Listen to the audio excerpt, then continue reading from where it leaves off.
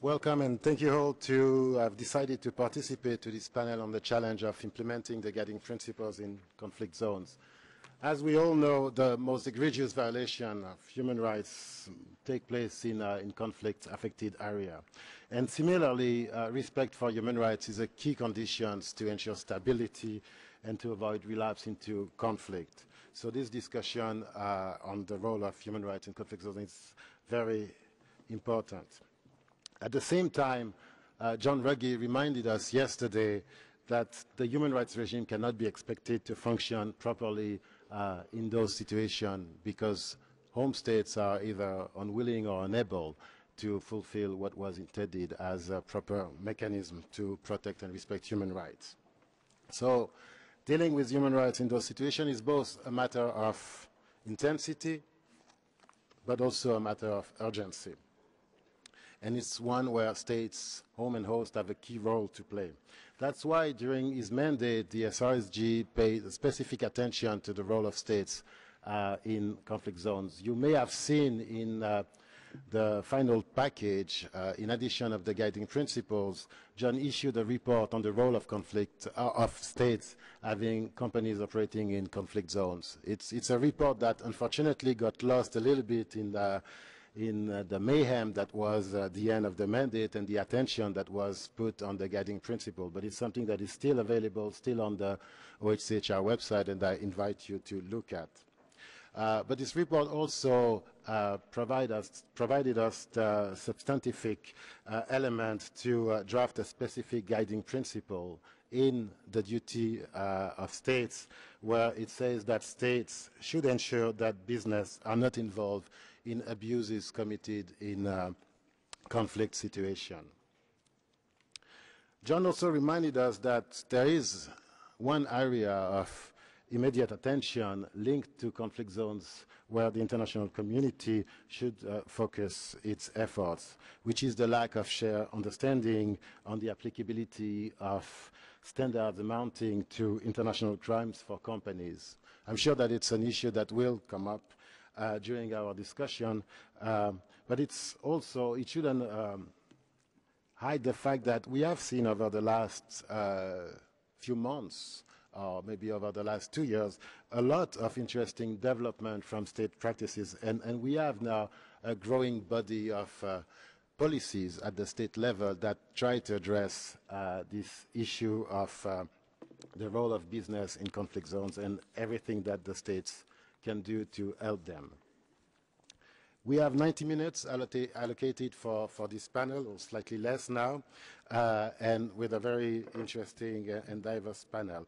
We have proposed to have a Q&A model rather than speech so that we can have something that is a little bit more dynamic. We will have 2 rounds of questions for the panelists, and then we will open up the floor for questions and allow for a discussion with you all. I will moderate the first part and ask the first round of questions, and my co-facilitator, Scott Jerby, will run the open Q&A sessions.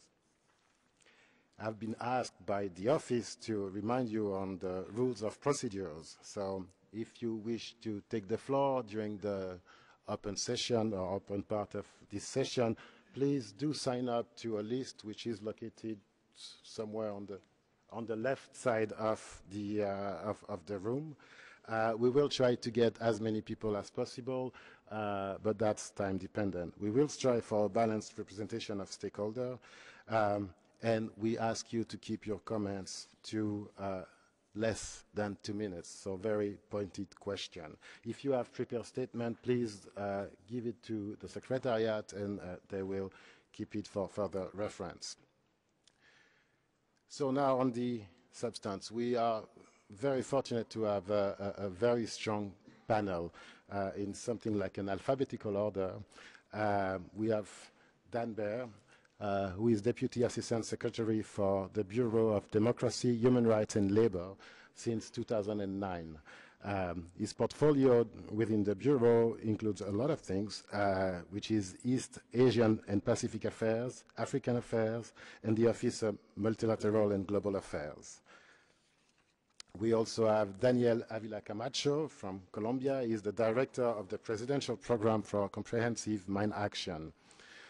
He's an official diplomat and with the rank of minister. He has served in various postings, including here in Geneva. So welcome home, in a way.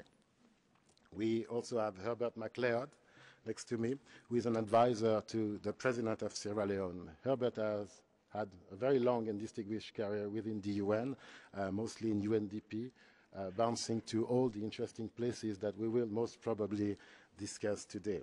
He's also an advisor to, a board member, sorry, to SHIFT, which is dealing precisely with business and human rights challenges. And last but not least, we have Ambassador Claude Wild, who is heading the Human Security Division within the Swiss Foreign Affairs, but also has had a very interesting in peacekeeping operation a few years back, and with two teenage daughters, has a direct experience in conflict prevention. So as I said, we will have a Q&A model, and I will start with Dan.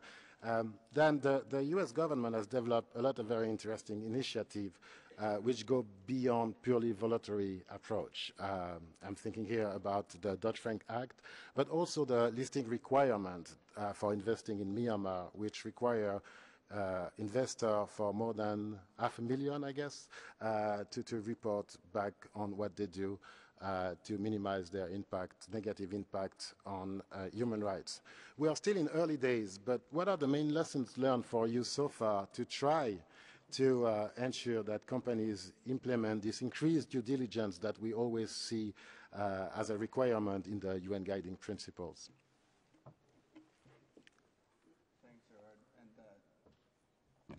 There we go. Thanks, Gerard, and thank you very much for convening this panel. I think it's an important topic, and I think it's an opportunity to reflect on the report of the Special Representative, the Secretary General, which, as you said, deserves increased and ongoing attention because of the importance of these issues. And so it's a pleasure to be here on behalf of the U.S. government. You know, you raised, interestingly, two different kinds of required due diligence, one that originated in our Congress and that was passed in law, and that the SEC has just issued regulations for, the so-called Dodd-Frank Act, which both Section 1502 and Section 1504 intersect with business and human rights and indeed with conflict areas in different ways. And the other, which is the Burma reporting requirements, which were part of our easing of investment sanctions this summer. We announced that came from the executive branch. We announced that the licenses that would be granted for investment would come with a requirement that investors of over $500,000 report on various actions they might take to exercise due diligence broadly, including conducting due diligence as recommended by the guiding principles in the OECD guidelines, to attempt to avoid the case where U.S. investment is undermining the enjoyment of human rights in Burma as investment goes into that country. I think that yeah, as you say, it is still early days. I guess I would take a couple lessons learned, or at least operating assumptions that we have so far.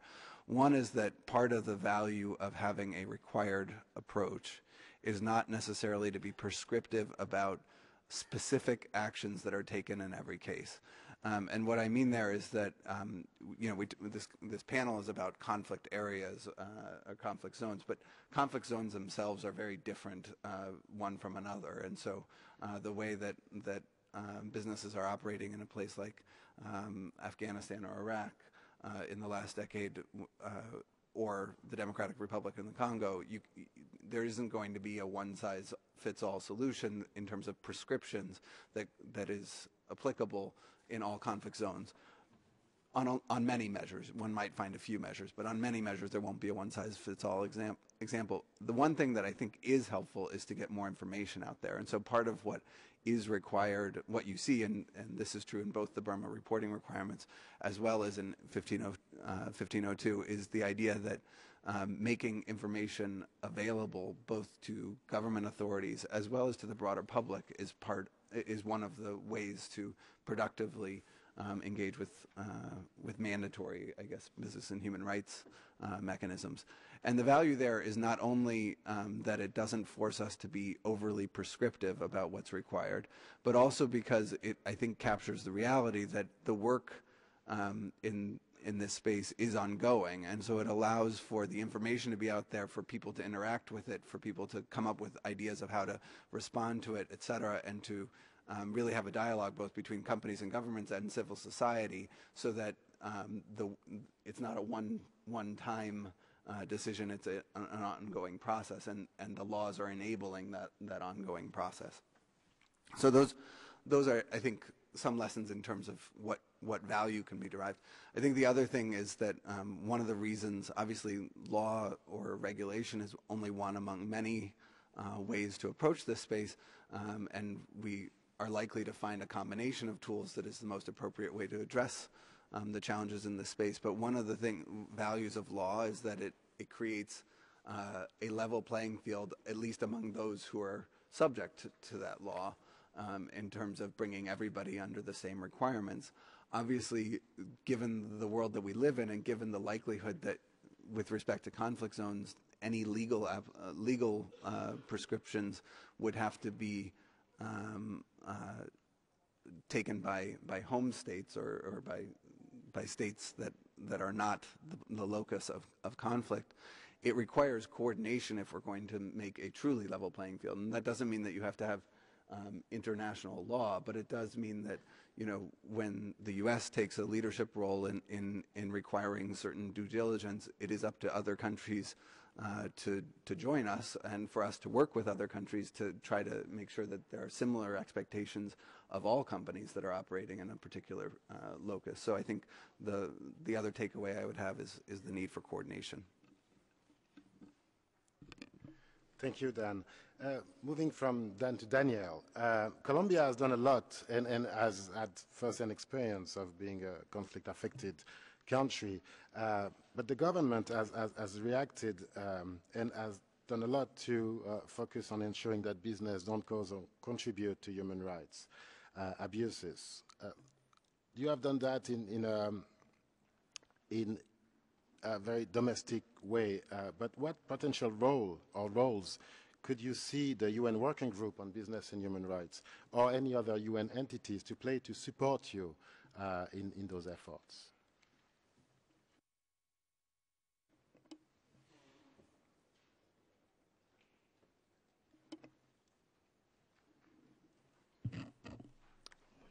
Gerald, muchas gracias. Thank you. Thank you for this invitation. And I join in saying how important it is to have this forum to exchange experiences on this important issue of business and human rights. I'd like to share with you the experience of the state of Colombia on this specific issue. First of all, I'd like to express greetings to the Vice President of the Republic, who initially was invited to this forum, but because of timetable issues, was unable to attend. Now, on this specific question that we were just asked by Gerald on this issue, I'd just like to say that, well, I'll come to a more detailed reply to that question, but I just wanted first to mention the progress we've made in implementing public policy in the field of human rights through the establishment of a national human rights system and international humanitarian law system. This effort was spearheaded by the Vice President of the Republic, given a specific mandate from President Juan Manuel Santos. And we've worked on a multi-sectoral, open, participatory, transparent system to move forward with this institutional and public policy system to enable us to move forward. It's important to highlight in this human rights and IHL system, international humanitarian law, everything that has been built from the regional and local levels, participation in Colombia through local and regional authorities involving the community, members of civil society, so that they could make their input in this process of building public policy. So this human rights and IHL system has led to a working group on business and human rights. And this working group on business and human rights has met very recently and has started to work on identifying certain key issues that are relevant to the work that we're now doing. Among the issues and actions identified, we're looking at the relationship between this and the tripartite and public-private partnership at the national level. And I could mention a few examples that we've had in Colombia, just to show how important we think this issue is for us nationally, locally, and at the department level. The Working Group on Business and Human Rights has managed to consolidate these inputs to work on a chapter on business and human rights as such. And we are in Colombia moving ahead with building this policy on human rights and IHL, identifying linkages and opportunities for improving due diligence, and to see how best to deal with complaints and concerns dealing with human rights issues involving business directly or indirectly at the national and territorial level.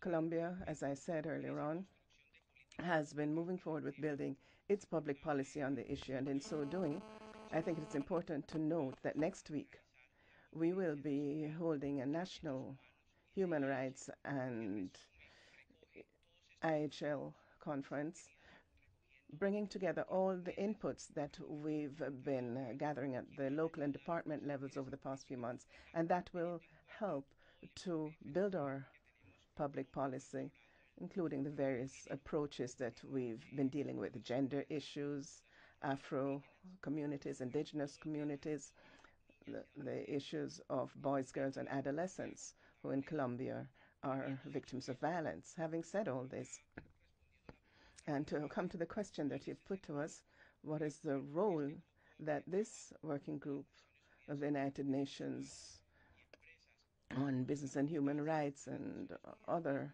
bodies of the United Nations, what role could you play in this process? Well, with this national system that I outlined briefly for you, what we would suggest is that we facilitate situations where these two working groups, the UN working group and the working group established at the national level in the human rights sphere, could exchange experiences that have been gathered, looking at it from the international, local, and regional levels, thus enabling feedback between the two parties that would strengthen the progress we've been making in implementing these guiding principles, which are now under discussion at the international level, and looking at it both from the international and Colombian perspectives.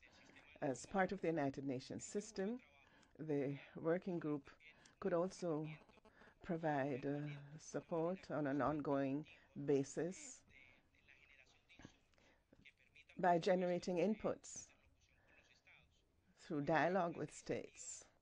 Among some of the initiatives that we could suggest as to how this working group could be strengthened, or more specifically its interaction with us, would be the identification of minimum compliance needs for businesses when it comes to human rights. And this is something that has been underway in the standard setting framework, drawing up and implementation of mechanisms that would make it possible to insist on due diligence from companies given the impact of their activities in the regions in which they operate in Colombia.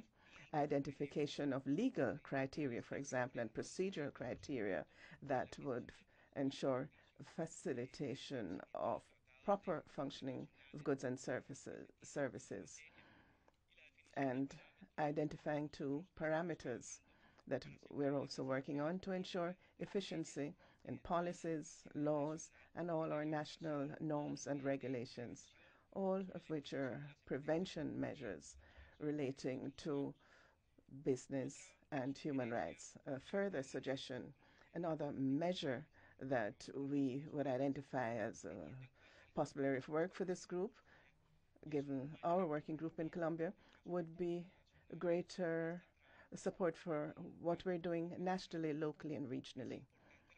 It's important to underscore that in the case of Colombia, which is involved in a conflict, and despite all those difficulties, we've managed to move forward with this work.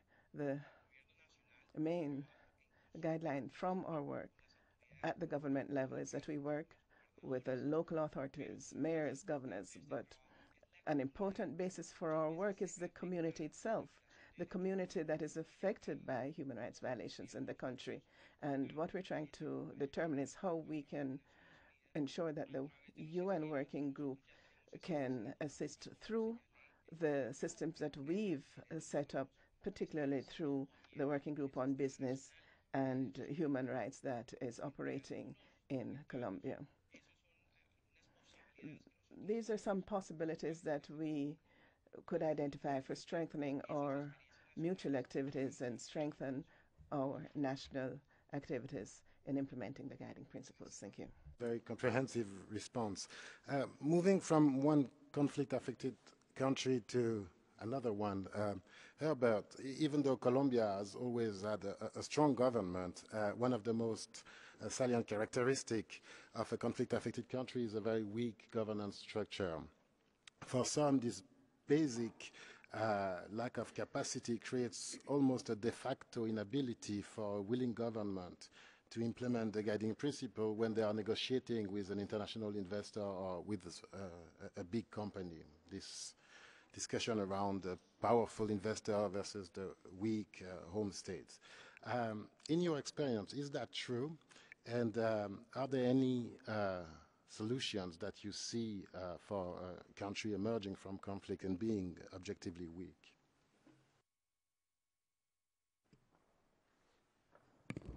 Thank you very much.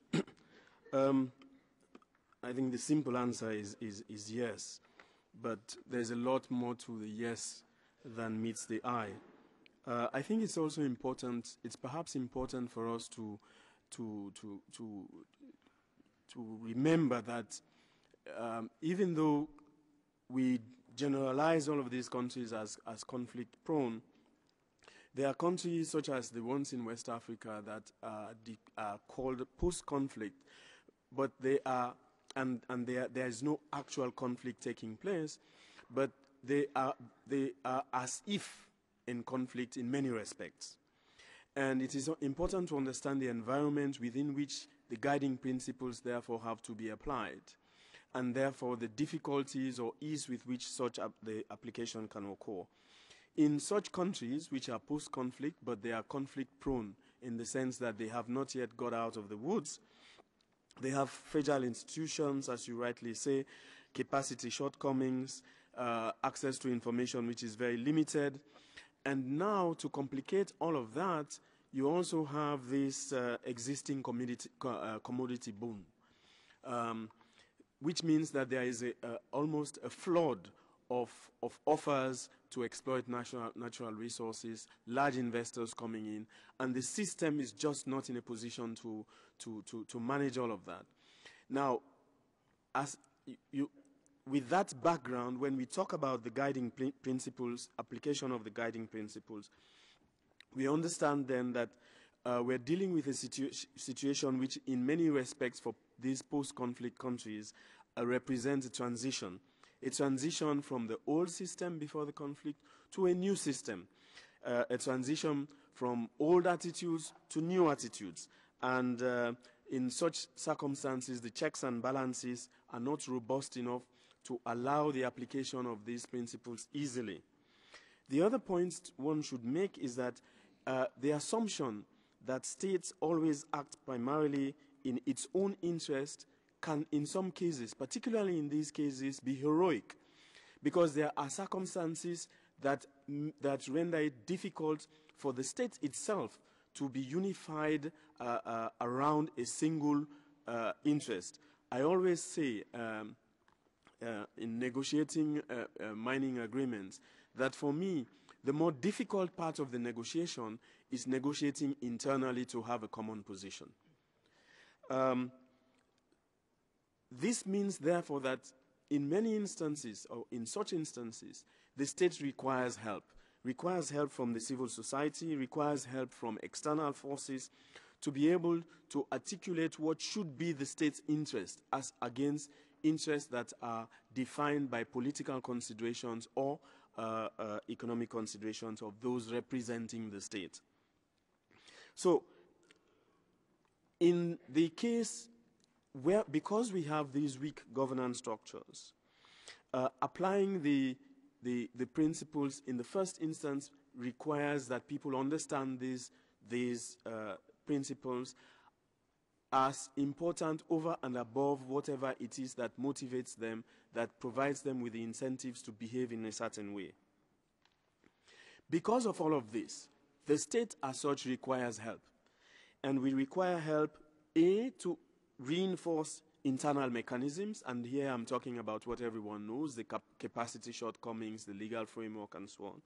But also requires help to apply sanctions to those companies that would tend to exploit the weaknesses of the state. And, you know, the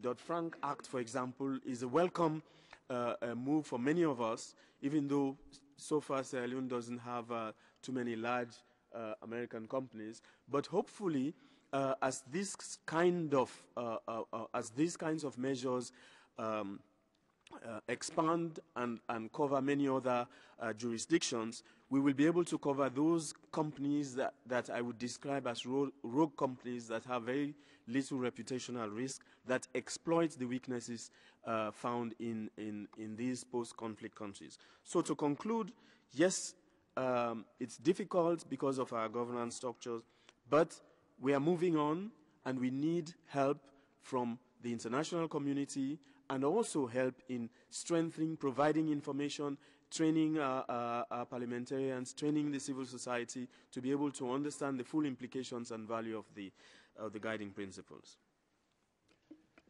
Thank you, Herbert. One of the ways that we have seen historically this help to come is under the form of multi-stakeholder initiatives.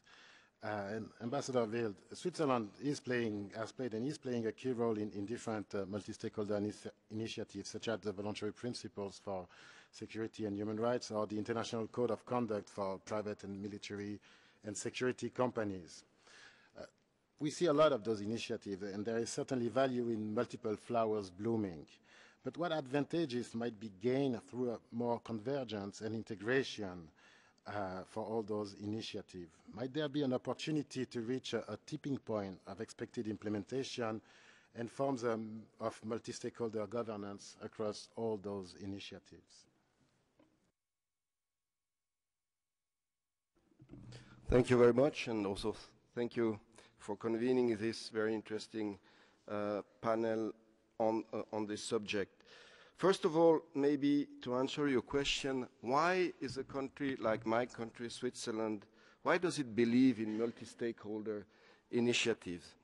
In fact, especially with relation to conflict zone.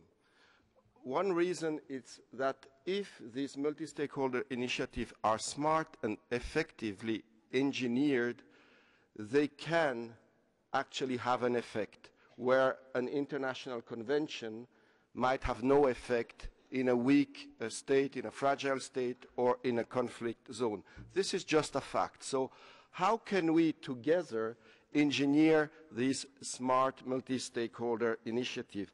I'm making a difference between a smart and effective initiative and an initiative. Because as you said, the initiatives are blooming sector by sector. That's a good thing, but some of them are merely label. That's not what we want. We want smart and effective initiatives, and for that I have two criteria. One criteria is that this type of initiative have to be multi-stakeholder. That is, driven by the sector, by the industry that is focused on the initiative, and flanked by states and by NGO. That's one criteria. The second criteria is that these initiatives, to be genuine, have to give themselves an accountability mechanism.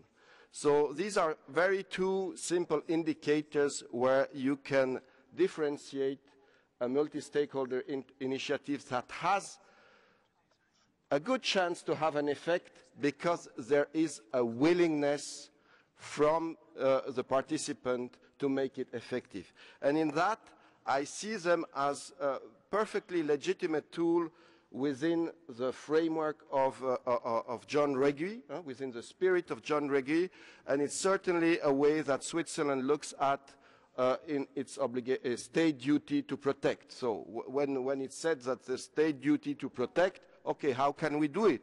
We can engineer convention at the UN. We are doing that. We will continue to do it. But we can also be very specific and make this tool efficient. And the challenge is using the actors that are present in the zone first to do no harm. That's the minimum we can expect. But then also to be multiplicator or vectors or agents for more good governance and for laying the ground for development. So that is the goal, and in that we should shift the paradigm from for the industry having the right to operate in an area.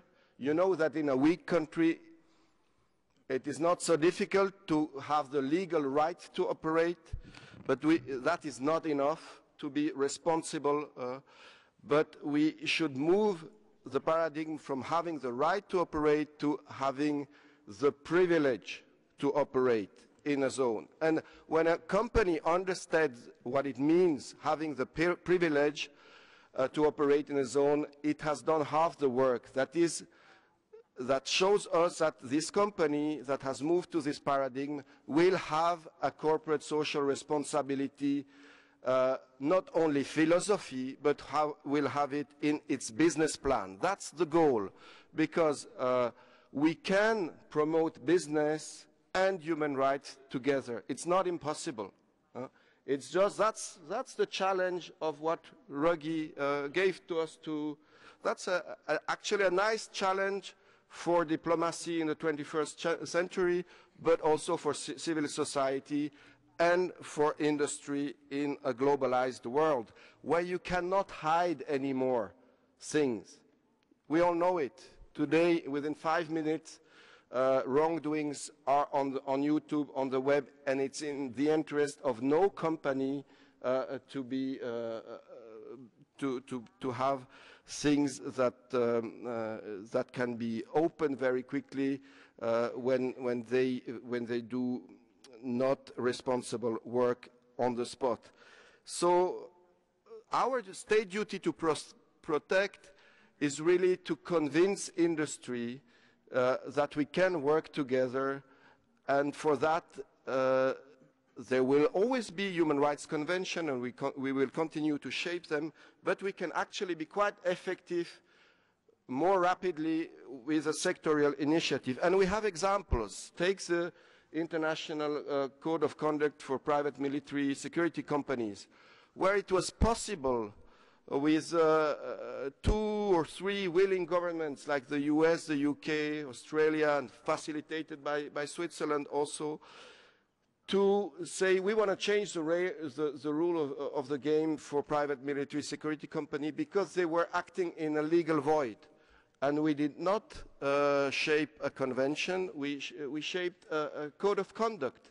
And the industry could quite rapidly see that it was also good for business to follow it, because they understood that they wouldn't get any contract anymore from the UN, from the US, from the UK, if they haven't signed this code.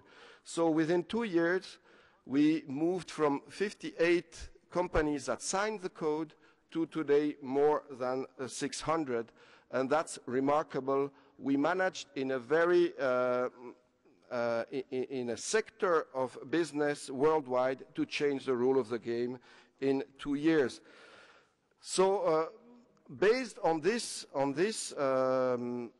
smart initiative that we take as an example, we want now to bring this philosophy, which is completely within the spirit of John Reggie, into other areas of business. And another area we're working on is the extractive industry. You know they have a huge footprint in fragile, developing, or conflict zone, and making it possible to have these actors acting even more responsibly and under a new code that they give themselves, under an initiative that they give themselves, could be tremendous in terms of impact on human rights and good governance in this region. So the challenge for us is now to have the voluntary principle on security and human rights for the extractive industry that was created previous to John Reggie's framework, to have it move along into a way of operation that is Ruggie compatible, and we are going there together. It takes time. It takes time to have the oil and mining company understanding the world of NGO and understanding the needs of state and vice versa. But I'm sure the result we can achieve once we work together with an accountability mechanism also that the sector can give itself, that we can have a tremendous impact on the ground. That's the goal we are pursuing, and that is why my country believes in this type of instrument. Thank you very much. Thanks a lot. We will start now a second round of questions, which hopefully will be a digger deep into the points that we have raised now. But before that, the Secretariat has informed me that the list of speakers is still open till the end of the panel, so don't hesitate to sign up. Otherwise, I know a lot of you in this room, and I will call upon you. Dan, we have seen clearly that there are a lot of policy options to minimize the negative impact by companies on human rights in conflict-affected zones. Communication, information, advisory service, whitelisting, even offering mediation services. The report that I mentioned earlier has listed a lot of those options. But concretely and based on your experience, what do you see as the most promising avenues for states to pursue? I guess one of the things that's helpful from my standpoint is to take a step back and to think about what the goal is here. And obviously, the goal here is, to me, to a few things. One is to get companies to be thinking seriously about and carefully about how they have to change or design both their policies and their operations in these unique environments in such a way to minimize and hopefully completely avoid a role in human rights connection with, or a role in human rights abuses. And in order to do that, I mean, I think they need to treat it as a management problem, not a legal problem, not a compliance problem, but as a management problem, and more specifically a performance management problem. And so to my mind, when I worked in the private sector, performance management problems need to be tackled with kind of a three-pronged approach. You have to have a goal, or what the outcome is that you're aiming at. You have to have a way of measuring it, and you have to have pressure and support in order to ensure that it gets measured. So, you know, if you think of other bad things that happen in businesses, say airlines, you know, they measure themselves based on the number of safety incidents they have, including crashes, but also more minor safety incidences. And they have a set of, they've thought about the way to manage that aspect of their performance. And I think that's what we're aiming at here too. Obviously it's more complicated than that because there's not a single outcome that we can say is the one human rights consequence, but more or less that's what we're aiming at. And again, there are a range of tools, and law can be very helpful in some instances, particularly in setting a floor for what's acceptable. But it's probably not the whole toolbox. And so I think we can look at the range of tools, including multi-stakeholder initiatives and others, as adding value to the extent that they either help establish the goal, which obviously the guiding principles themselves establish the goal in one way, and obviously efforts to translate that into particular industries, et cetera, translate that goal. Ways of measuring outcomes and performance, and providing a feedback loop so that it can improve, and then the pressure and support. And I think across all of these, again, to come back to the first question, I mean, across all of these, one of the things that we can say is very useful is having more information, and having more information be public. I agree that whitelisting can be helpful. Whitelisting, our export credit agent, Export-Import Bank, for example, uses the IFC standards as a way of pre-selecting or pre-screening potential investments. Things like that can be helpful. Again, it's only helpful though, those kinds of things are not helpful if they become just a tick list. It's only helpful if there's the information out there so that people can point out where something really shouldn't be on a white list, et cetera, or where things have dissolved into just being a tick list. And so I guess the goal of going for a performance management system, and I don't think that means that everything has to be itself an accountability mechanism. Accountability is part of it, but it's the broader environment is one in which this is seen as a management problem, not a legal problem, strictly speaking. And so one example of a way that a multi-stakeholder initiative actually had a secondary effect, one that Claude and I work on, and the government of Colombia as well, together, is the Voluntary Principles in Security and Human Rights. And coming out of a meeting of that group, a number of companies raised concerns with Libya when the recent conflict was going on.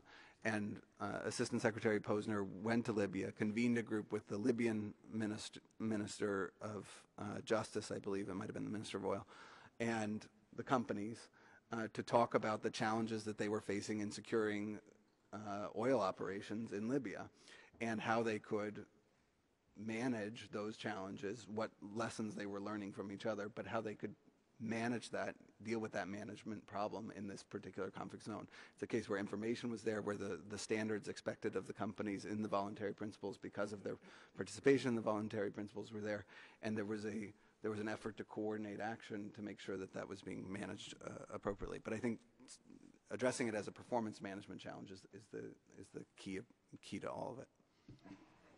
Thank you. Thanks a lot. We have discussed all those different aspects based on the assumption that the company is willing to behave and to be. Can you hear me? Yes, we have discussed all these points under the assumption that the company is willing to behave and is a responsible company. But we also know, and Herbert alluded to it, that there are a small number of bottom feeders, companies that are not trying to operate according to any decency standards. So in those situations, what should be the response of the states? And to precisely quote the SRSG report, in situation where a state feels that a business enterprise is unwilling to meet the standards set out, does not implement the recommended processes in good faith, or refuses to refrain from behavior that puts human rights at risk, what kind of additional measures should be considered? And Daniel, you have the opportunity to respond to this easy question.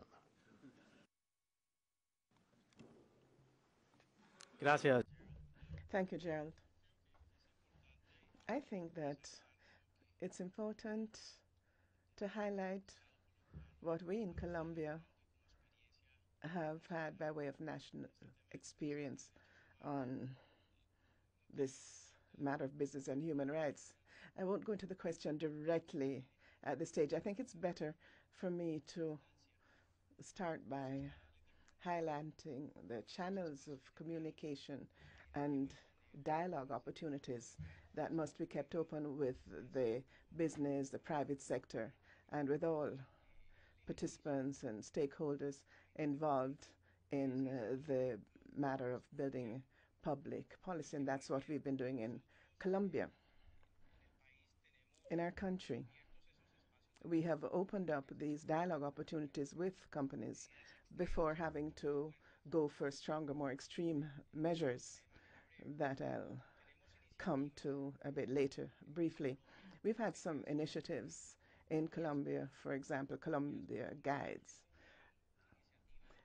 Colombia Guides is a multi-stakeholder initiative involving the state of Colombia, businesses, institutions, civil society associations, to ensure coherence with what I mentioned earlier on, that is the ongoing efforts of the Colombian government in the context of human rights and IHL to have an overall public policy system. We have been working then on having this dialogue, and these communication channels include businesses, and this is dealt with in Colombia Guides, which deals with good practices and sensitive issues in the field of human rights and international humanitarian law in the overall context of business activity. Another initiative that we've taken in Colombia deals with the functioning of the mining energy company on matters dealing with security and human rights. And this is aimed at studying and analyzing areas where we would best be able to recommend ways to improve the functioning of the sector and the Colombian government in the field of human rights respect and implementing international humanitarian law. And this is all related to the question of public security and private security. And these are the initiatives that we've been taking in Colombia before moving on to more extreme measures. Still on the matter of prevention, I think it's important to underscore the preventive work that we've been doing. And once again, this is something that we're trying to work on before having to do anything more extreme. That is to ensure vertical coherence and horizontal coherence in both of these areas. Vertically, we continue to work on dialogue with local communities and authorities, with businesses, with various institutions to make sure that they're involved in policy building. And then when it comes to the horizontal aspect, we work together with the leadership of the Colombian government to train officials in the trade sector. And this coherence in policy is important to human rights and international humanitarian law overall. And the business aspect of it is one of the areas that we constantly underscore.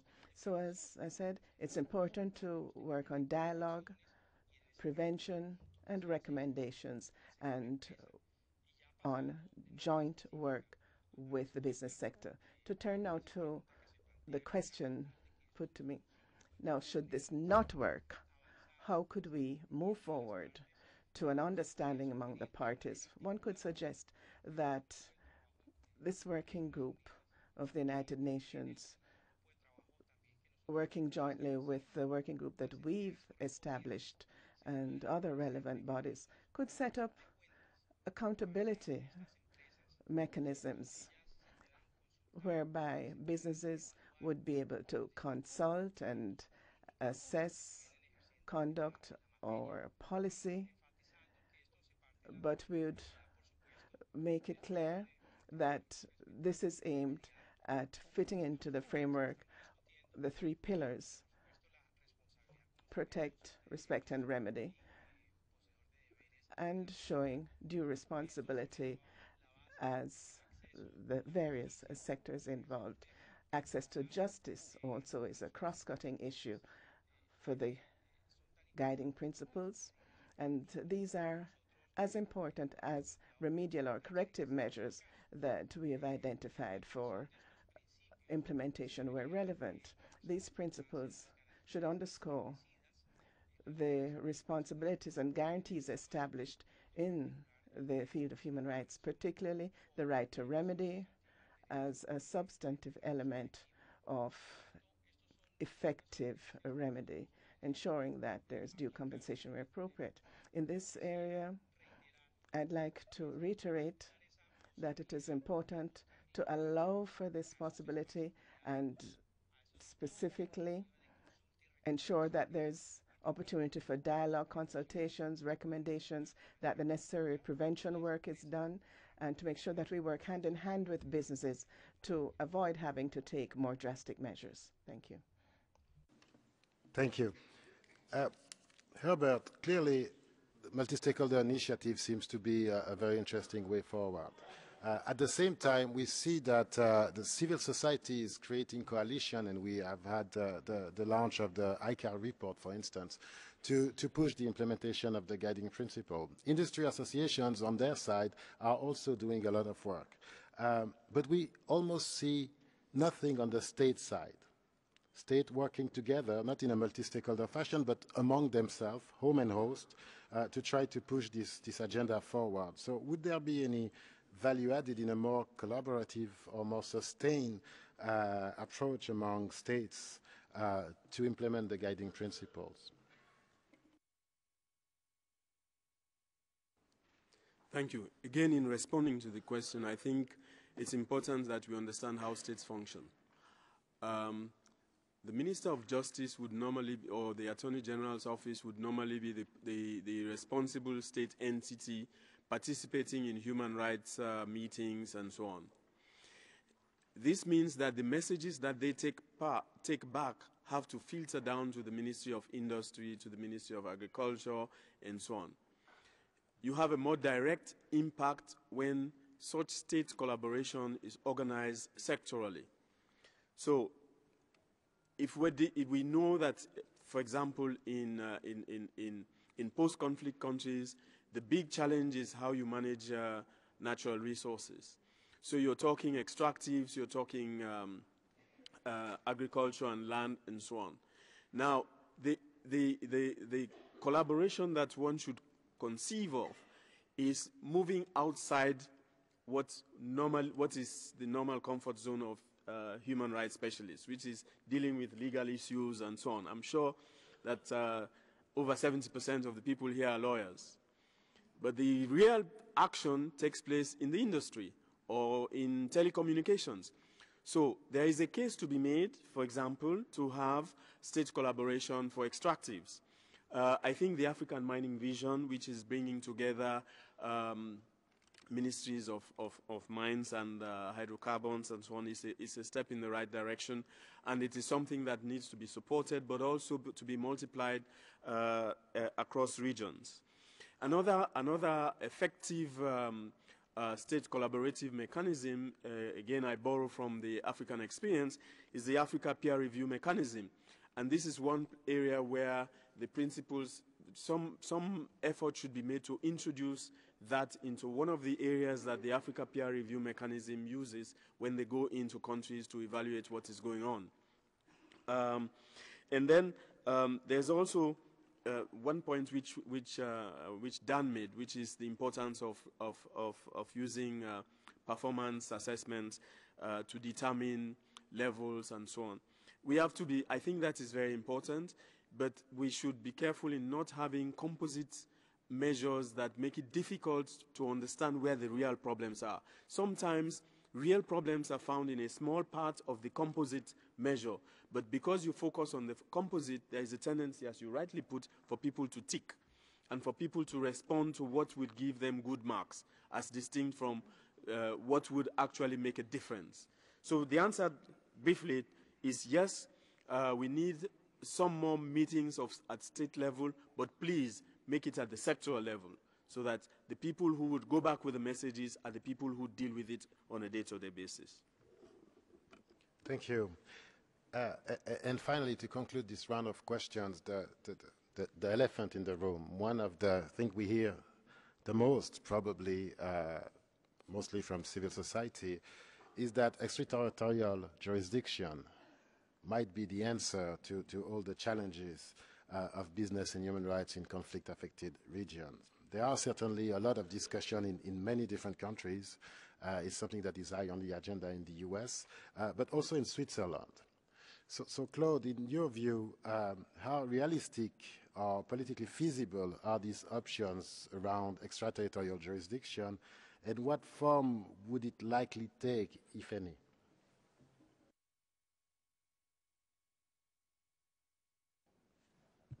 Thank you, Gerald. It's a tricky one. It's true that there is an ongoing debate in Switzerland in the context of an NGO campaign that is calling for legal provision with extraterritorial character to ensure that Swiss-based companies respect human rights when operating abroad. Well, here it begins. What human rights? To what extent? Only the jus cogens, the fundamental one? Or here we have already the problem of defining it.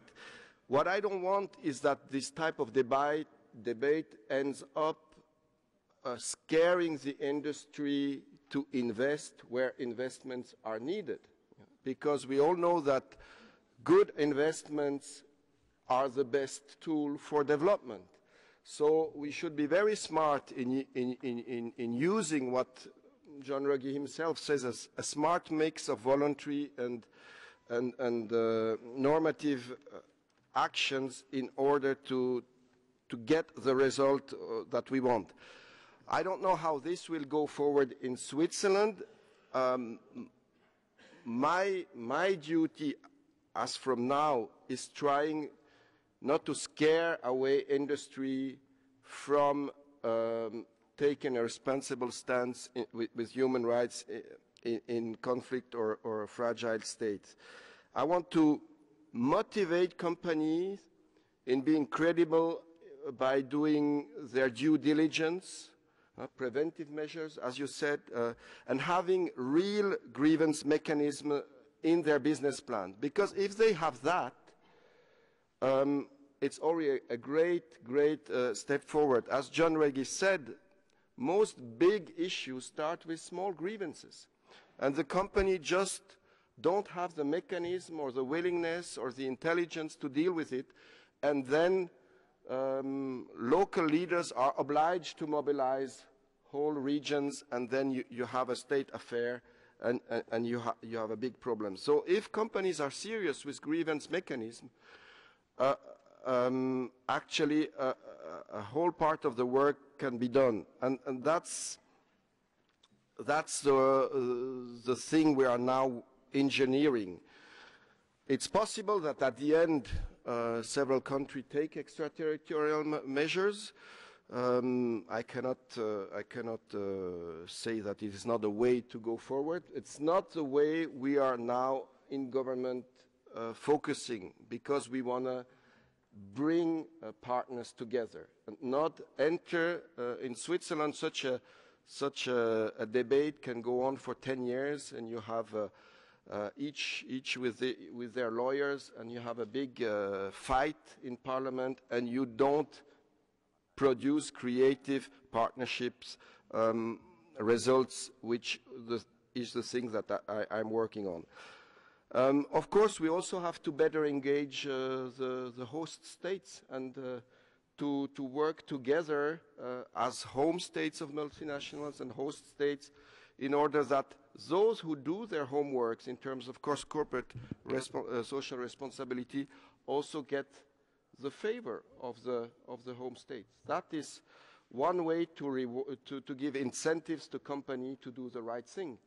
And I'm sure that here as host states we can still better engage our fellow colleagues in the home states in order to design also policies on how we deal with companies that do their homework in terms of CSR. Thank you very much. Thank you. Before opening the floor to question and handing over to John, just some perspective from Alexandra Guaqueta, who is a member of the working group. Alex. Gerard, thanks so much for organizing this panel for the forum. The working group has recognized how important this topic is, and we wanted to have this opportunity precisely to flesh out the different points and opportunities and to have some notions of how to take the agenda forward in this space. So this has been very, very helpful. I'm just going to maybe gather the points that I take from the panelists, saying, yes, we hear this. So yes, I hear from the representative of Colombia the space of transitional justice, reparation, and the guiding principles. It's not the first time that it's been mentioned in these 2 days. So it's been mentioned in other panels. So I see there's a frequent reference to that and something for us to look further into. You've also mentioned if I believe, a working group that is going to look at the implementation of trade and investment treaties. So I think that is a good opportunity maybe to see how the guiding principles play a particular role in that role of follow-up of that implementation of that treaty. It is a question that we've asked, so maybe that is a good opportunity for us. Now, Dan, Mike Posner also mentioned right at the beginning benchmarks, and you mentioned it here again. So just to press you on that question, so what are your benchmarks for Dodd-Frank Act and the Myanmar investment requirements? How are you going to know that those have had an impact? Then I would like to pursue a little bit of the question of leveling the playing field. You also mentioned that. You said, well, we have the Myanmar investment requirements, and we would like others to join us. And that will be very important in leveling the playing field. But what else can be done? Because this is not the only initiative that the U.S. is involved in on this issue. So more broadly, more strategically, I would like to know what countries like the U.S. that are doing these things could play a role in gaining more the support of other states, the action of other states in this space. And I was wondering, for instance, if tools like the OECD or instruments like the OECD conflict mineral supply chain guidelines are a good way to level the playing field, yes or not? Is that an avenue to pursue? So those questions generally to the panel. Thank you.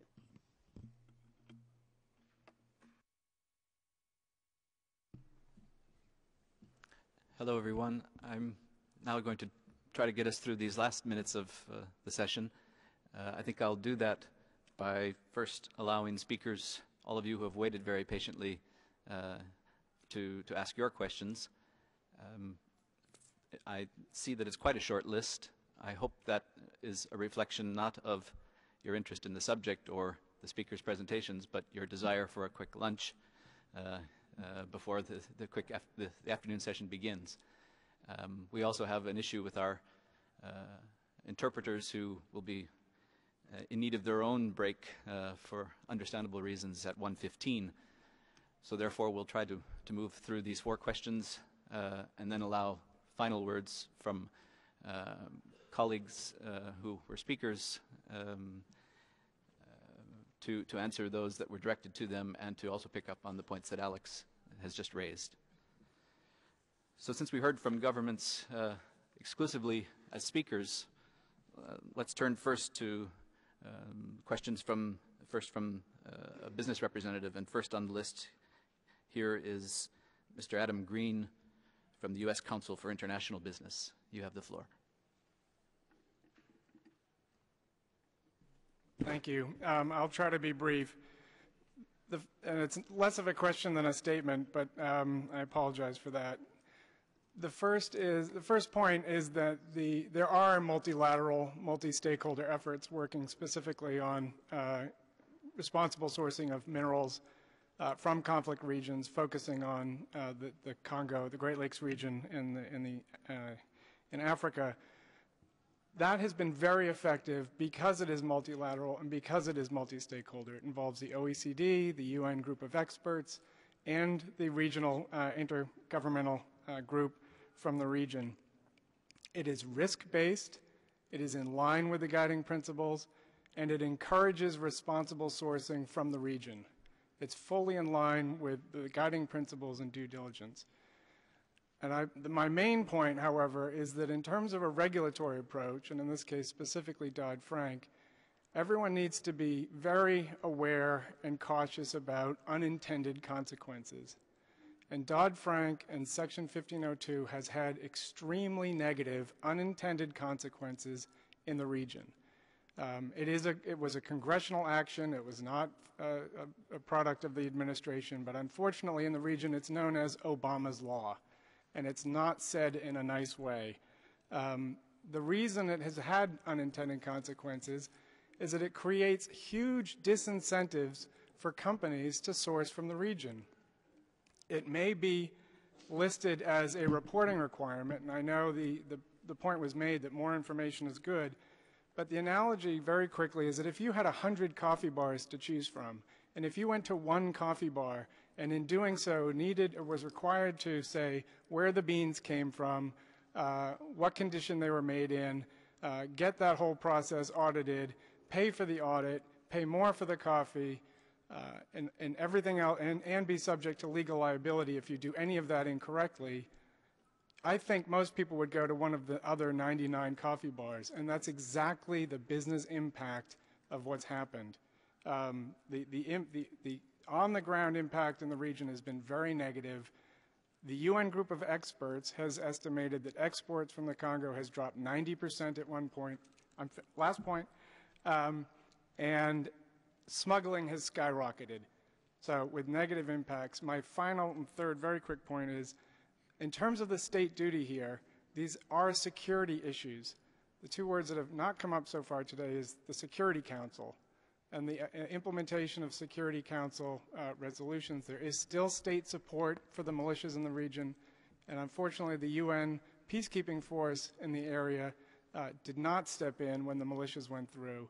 So the role of the state to support these initiatives is incredibly important, and it's not going to be done through private sector initiatives. Thank you. Turning to civil society, our next speaker, Ms. Kathy Mulvey from the Conflict Risk Network. Thank you.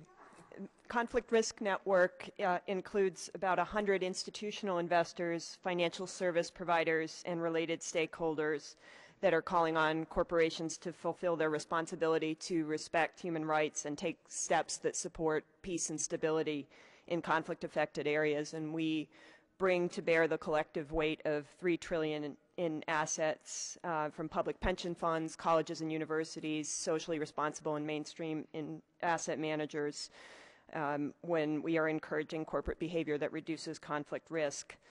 Our investor members clearly recognize the need for more in-depth guidance on how to operationalize the guiding principles in conflict-affected areas, as well as how to review and monitor their implementation. And initiatives such as the U.S. reporting requirements for responsible investment in Burma provide an important vehicle for doing so.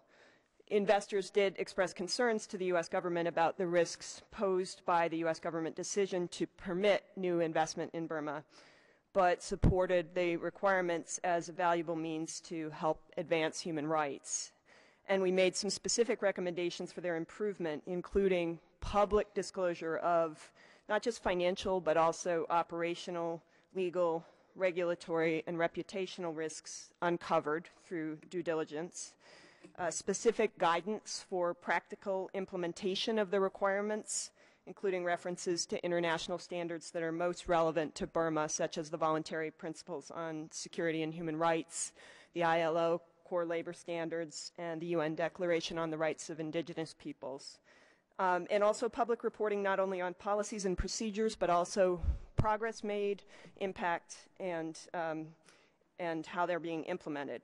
So my question for the panelists, from the perspective of owners of companies that operate in conflict-affected areas, including both public and private institutions, is how these investors can best, from your perspective, support states and encourage, and when necessary, pressure companies to recognize and address the challenges to implementing the guiding principles in conflict-affected areas, and also including when due diligence means that it may not be possible to operate responsibly.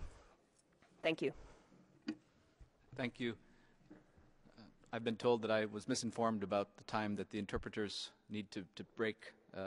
So for those of you who will need their assistance, I'm sorry that in the coming minutes they will be leaving us. I apologize for that. Turning now to another business voice, the representative of the World Gold Council, Mr. Edward Bickham. You have the floor.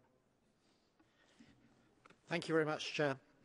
World Gold Council, by the way, is primarily a market development organization, but over the last 2.5 years it's also been involved in trying to develop what it finally appeared last month, which is the conflict-free gold standard, which is based on the OECD due diligence on responsible sourcing of minerals, on the guiding principles, on the Extractive Industries Transparency Initiative and the voluntary principles on security and human rights.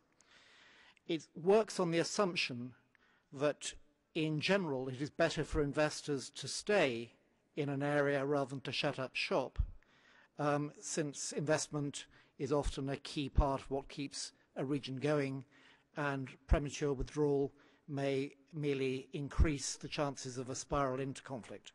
It therefore tries to define what responsible business behaviour looks like and the means by which operators can gain assurance that, and give that both to gold users and to other stakeholders, that the gold is being produced in a responsible way. The standard, I should say, has been developed with extensive consultation over the last 2 years, involving government, civil society and experts as well as industry figures. As with the OECD, it takes a global approach to defining armed conflict. In our case, we try to provide guidance to companies using the Heidelberg Index and the Heidelberg Conflict Barometer as the primary benchmark, and it's subject to independent assurance and disclosure and reporting requirements. That leads me to 3 quick questions to the panel. First of all, we hear a lot about Dodd-Frank and we hear about the OECD, but as with initiatives like EITI and the voluntary principles, there are still some very important governments missing from active engagement in this area. What do they think can be done to increase the inclusiveness of these processes? Secondly, although we're providing guidance to companies, mining companies who are based in countries and therefore very subject to pressure from their host government, who may well object to the idea of an area of their country being defined as a high risk or conflict area. What we've tried to do is provide some guidance, but it would be highly desirable for civil society, governments and industry to work together to try and produce a more authoritative and consistent list of what might be regarded as conflict and high-risk areas. And thirdly, Adam Green mentioned the risk of unintended consequences.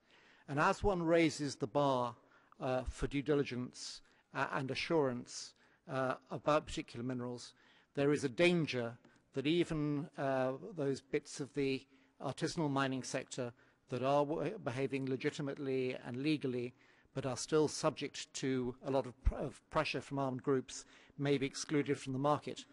That doesn't help people's livelihoods. It doesn't help bring about peace and stability.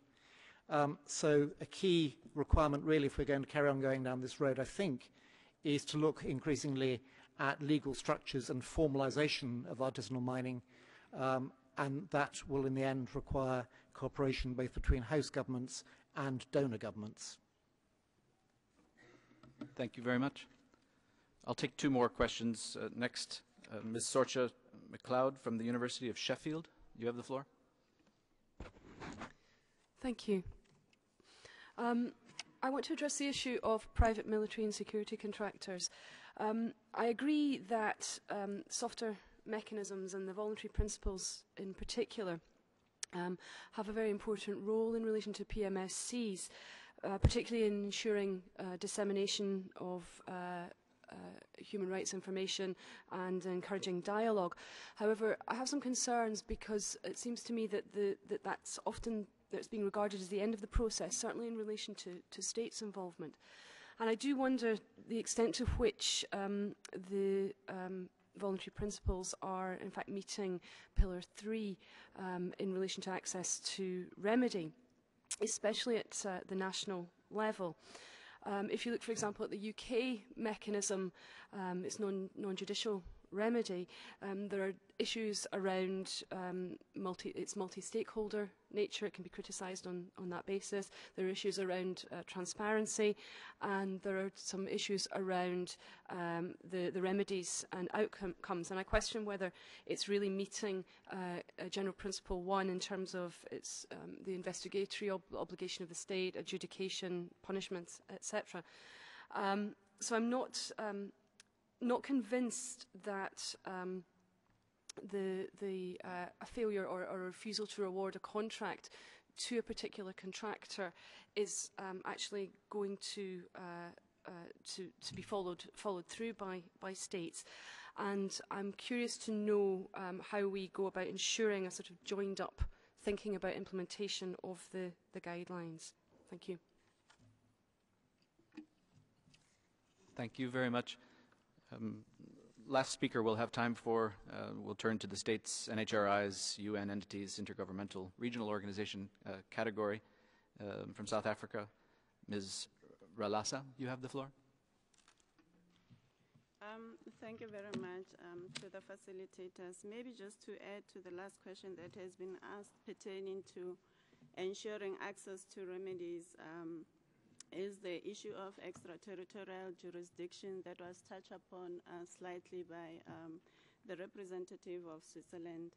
I'm particularly keen to know from those states that have been involved in conflict whether there are any lessons learned in ensuring accountability for these human rights abuses by companies, given that sometimes the experience has been that they have taken sides in a conflict, for instance, by providing logistical support to one of the parties in conflict.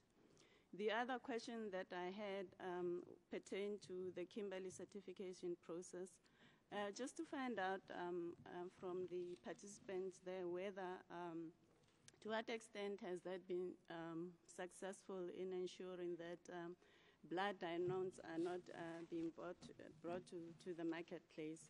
I'm saying this because I'm taking into consideration what was said earlier by the country's ability, given that those are countries in transition, to transit to new systems and to new attitude, also to ensure that sanctions are applied to those countries that exploit those weaknesses. Thank you, Chair.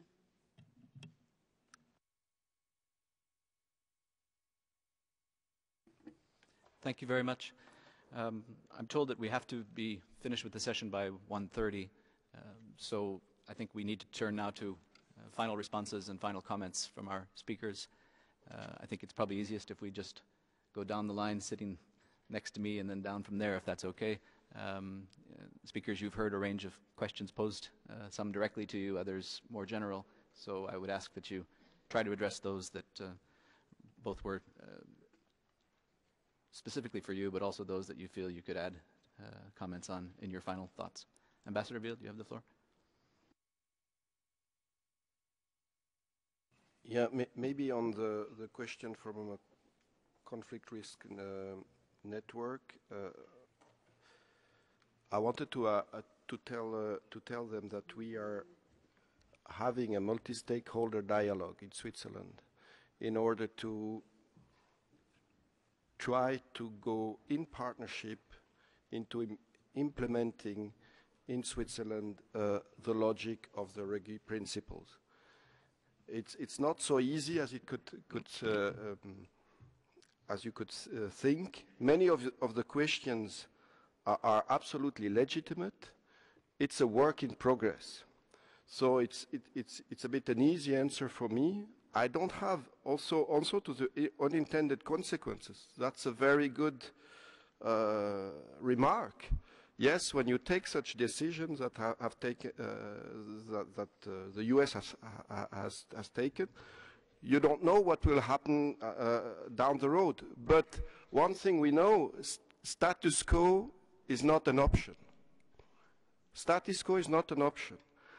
We have to do things differently, and we have a framework which John Ruggie and the Human Rights Council gave us. And now we have to engineer with a smart mix within that. And we have started this work now seriously in Switzerland less than 24 months ago. So I cannot say much more from that, more than that, but that we are really willing to bring the NGOs, society, and the business community and state duty to protect logic together and produce multi-stakeholder initiatives that are smart and effective. Judge us maybe in 2 years from now. If we fail, we will have to look to other ways. But this way now is work in progress. Thank you. Daniel Camacho. Thank you very much. We'll be very brief for time. Alexandra made very good comments on what kind of work we could do together with the working group, the UN working group and the working group established in Colombia. One of the issues, obviously, free trade of quite importance to the government of Colombia and to the Colombian state as a whole. I think that's what I mentioned, several initiatives that we have currently in the country where we open this space for dialogue between different actors, multi-stakeholder approach in how do we work together. I'd like to emphasize the issue of what we're trying to accomplish with the training, for example, in the trade sector, areas in which this team are trying to design or formulate or propose policy on human rights and IHL. At the same time, the issue of the working group in Colombia within the national system on human rights, what we're trying to accomplish on the issue of free trade and the follow-up that is important. As you know, some of these free trade agreements that we have subscribed with different countries or areas in the world include clauses on human rights. So we're making follow-up on these clauses within this working group in the national system, and I think that's where the UN working group could be very helpful and in trying to do the follow-up in consultation with the Colombian counterparts, so we can work together, obviously, on that specific issue and emphasize the importance of the follow-up of the working group on the issue of local and regional authorities and local communities. Because as I said, that's where the most of the problems are located, and that's where we need to guide our attention in working with these communities and local and regional authorities where these companies are present. Very quickly on the question on how do we work together, if I understood correctly from the translation, guidance on countries of high risk due to conflict. I reiterate the message. I think before we can start talking about what kind of punitive measures or extreme measures we can deal with on this specific issue, I think the importance is how to strengthen your work, how to order your house, as we say it, in which we have done in the case of Colombia, but at the same time, how does the company is fulfilling with the guiding principles. So it is important to have a win-win situation. What is the state responsibility to protect? What is the state responsibility to due diligence, to respond all the claims and all the petitions and claims that have been formulated by different companies? And at the same time, what is the company doing to fulfill the role and trying to comply with the issue of human rights and IHL? But it takes a dual approach, it's a win-win situation, and that's the proposal and approach that we're trying to present in Colombia on these efforts. Thank you very much. Dan Baer. Thanks. I'm going to try to hit as many of the things that were relevant to me as I can in a short amount of time. I think in answer to the conflict risk network question and more broadly, I think I laid out that you need a standard or a goal, you need ways of measuring, and you need pressure and support. I would say that in those three buckets, the weakest of the three right now is that middle one, ways of measuring. And part of that is because it's so hard to measure at measuring all of global business level. It actually has to be done sometimes with respect to specific problems or specific human rights challenges, and sometimes with respect to specific industries, and we're not there yet. It's also scary because there's a lot of well-founded and ill-founded concerns about something that's new, because it isn't something that's been done in any kind of systematic way. And so we just have to be conscious of the fact that those things are scary, which goes to the question about the VPs and the concern there that it is only a talk shop. I mean, I think all multi-stakeholder initiatives, as Claude said, have to have some way of communicating to the outside world that they're actually making a difference and having an impact on the ground. And one of the ways to communicate to the outside world that you are a credible initiative that is having an impact on the ground is to have some way of measuring the degree to which your participants are, for the participants' benefit themselves, but for participants to be able to represent the way that they are implementing and living up to the commitments they make by participating. And so, that's a conversation that is very live within the VPs. I understand that. In terms of the access to remedy piece, I think one of the things we have to keep in mind is that because of the complexity of this broad issue area, we're unlikely to find a silver bullet that solves all of what the guiding principles lays out to solve for all of a particular industry or for all of a set of problems. It's going to be a composite of solutions that are involved. So I don't think we should hold up for the expectation that every single initiative will cover the whole breadth, but I think we should have the whole breadth in our view as we think about how each initiative fits into the broader purpose. In terms of the unintended consequences problem, I think it's a very real discussion to have. I think one of the lessons that we can take from the Dodd-Frank concern is that one of the issues that I've heard from people when talking to people in the field is that they need clarity on what's expected of them as quickly as possible, because what really causes unintended consequences is the fact that absent clarity on what's expected, you can't move to the phase of solving it as a management problem. So your coffee bar example is one that we can play around with, and one of the challenges, you need to know what you're looking for in the coffee bar and what coffee bar is out of bounds in order to be able to start to solve that problem if you're going to. Obviously, in the long run, we hope that investment, the kind of constructive investment that can help support local populations and economic development, is something that continues, and we recognize that value. So the goal should be to be clear as soon as possible about what expectations are of companies in cases like this. And I guess finally, to Alex's question about what our benchmarks are, I was talking about benchmarks within the initiatives, but in terms of, I think governments, first of all, democratic governments often get measured by their citizens on a number of benchmarks, and so certainly I would say one of the benchmarks is our constituents. I guess the other benchmarks would be how effective are these policy tools, 5 years from now at delivering better results on the ground. And so do you see that U.S. investors in Burma have actually taken more steps to put in safeguards and make sure that they are preventing involvement with human rights abuses than investors from other countries? And if you can, then that's a benchmark that shows a real result from that policy. Thanks. Herbert McLeod, your final thoughts? Just 2 quick points. The first is to commend the efforts by the U.S. Council of Business that set up the multi-state arrangement that's looking at extractives in DRC, if I understood you correctly. Now, if this is working very well, and the logic suggests that it should be, I would suggest that the working group considers facilitating this kind of arrangement for specific conflict-prone countries. I can think, for example, something like that would be extremely valuable for Guinea. The next point concerns the Kimberley. And to respond to that, I want to give two stories. The first is that last year, or the year before last, we discovered that the export of diamonds from Sierra Leone was going down.